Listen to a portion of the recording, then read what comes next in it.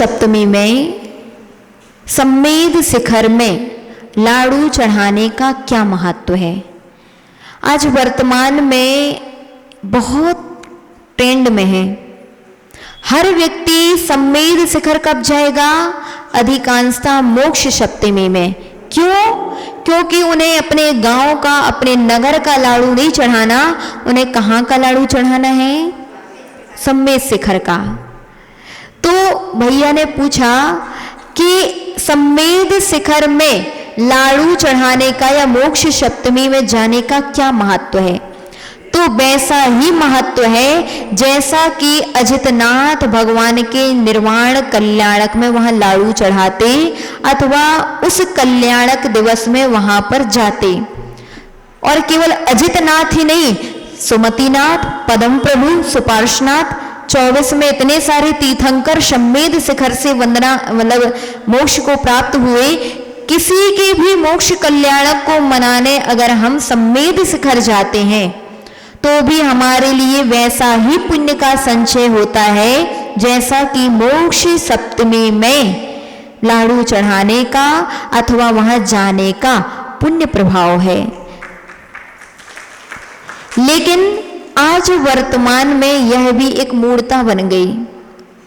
जो लोग अपने नगर में, अपने गांव में अन्य तीर्थंकरों के कल्याणकों में दर्शन तक करने नहीं जाएंगे, वही व्यक्ति मोक्ष सप्तमी में इतनी दूर चल करके सम्मेद शिखर में लाड़ू चढ़ाने जाएंगे।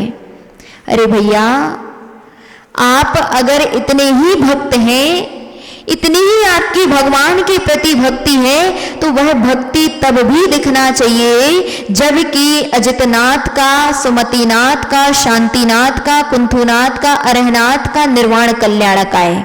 चलो इन कल्याणक दिवस में आप सम्मेद शिखर नहीं जा पाते, कोई बात नहीं, लेकिन कम से कम इन कल्याणकों में अपने नगर के मंदिरों में जरूर दर्शन करके आए, तब कहा जाएगा आपकी सच्ची भक्ति है और आपको इस निर्वाण कल्याणक में लाड़ू चढ़ाने का पुण्य विशेष प्राप्त होगा।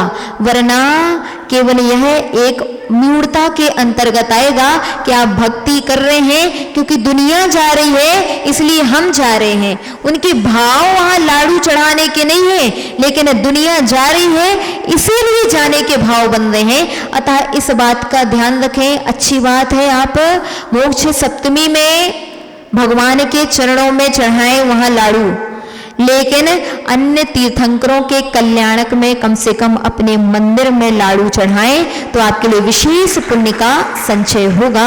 इस प्रकार से आपकी जिज्ञासा का समाधान। बंदाई माता जी। माता जी, एक और जिज्ञासा है कि आखिर क्या कारण है कि धर्म कार्य में चाह कर भी मन नहीं लगता? कृपया समाधान करने की कृपा करें। हाँ, धर्म कार्य में चाहते हुए भी मन नहीं लग रहा, क्या कारण है? तो ऐसा भी हो सकता है कि आपके आयु का बंध हो गया हो। जिस जीव के निकृष्ट आयु का बंध हो जाता है उसका भाव साधुओं को ग्रास देने का नहीं हो सकता, उसके भाव साधुओं के लिए चौका लगाने का नहीं हो सकता, उसके भाव व्रत संयम आदि ग्रहण करने के नहीं हो सकते। इसके बारे में एक कहानी आती है शास्त्रों में। श्रेणिक राजा बहुत भावना भरा था कि इतने सारे महावीर स्वामी के समोसरण में मुनि बैठे हुए हैं, इतने सारे श्रावक व्रत लेकर के बैठे हुए हैं, लेकिन मेरे भाव क्यों नहीं बनते? ऐसा प्रश्न किसने किया? राजा श्रेणिक ने भगवान महावीर से, कि मैं चाहता तो हूं लेकिन मेरे भाव नहीं होते अथवा होते भी हैं तो ले नहीं पाता।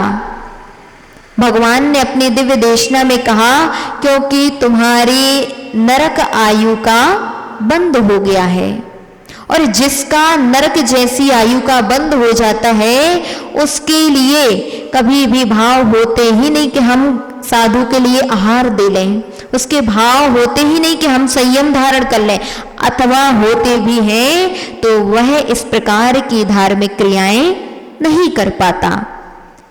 अब ऐसी परिस्थिति में क्या करना चाहिए? ये तो फिक्स हो गया कि आपके धार्मिक क्रियाओं में मन नहीं लग रहा अथवा आपकी आयु का बंद हो गया। अब मान लीजिए आपने नरक आयु का बंद भी कर लिया, तो ऐसी परिस्थिति में अब तो वो छूटने वाली नहीं है, ये फिक्स है, क्योंकि एक बार जिस आयु का बंद हो जाता है वह कभी भी छूटता नहीं है। जैसे किसी ने नरक आयु का बंद कर लिया तो वह कितना भी धर्म कर ले, लेकिन वह मनुष्य नहीं बन सकता, उसके लिए नरक में ही जाना पड़ेगा। लेकिन धर्म करने से उसकी आयु का अपकर्षण अवश्य हो सकता है। जैसे आराधना कथा कोश में कहानी आती है शैणिक राजा की, कि शैणिक राजा ने 7वें नरक की आयु का बंद कर लिया था, लेकिन वह प्रतिदिन भगवान की 3 काल में, यानी सुबह दोपहर शाम, भगवान की सहस्त्र नामों से आराधना करता था, यानी सहस्त्र नाम का पाठ करता था। और उसी सहस्त्र नाम के पाठ करने के प्रभाव से जहां उसने 7वें नरक की आयु का बंद किया था, वह घट करके प्रथम नरक में परिवर्तित हो गया। यानी भगवान की भक्ति आपके दुखों को पूर्ण रूपेण दूर कर पाए या ना कर पाए, क्योंकि आयु नहीं छुड़ा सकती, लेकिन आपके दुखों को कई अंश में कम अवश्य कर सकती है। अतः जिनके लिए भी ऐसे भाव हो रहे हों, जिनके मन धार्मिक कार्यों में नहीं लग रहे हों, कम से कम भगवान का वह नाम, यानी जिन सहस्त्र नाम का प्रतिदिन पाठ अवश्य करना चाहिए, जिससे उनके लिए कुछ ना कुछ मात्रा में दुखों से मुक्ति अवश्य प्राप्त हो जाए।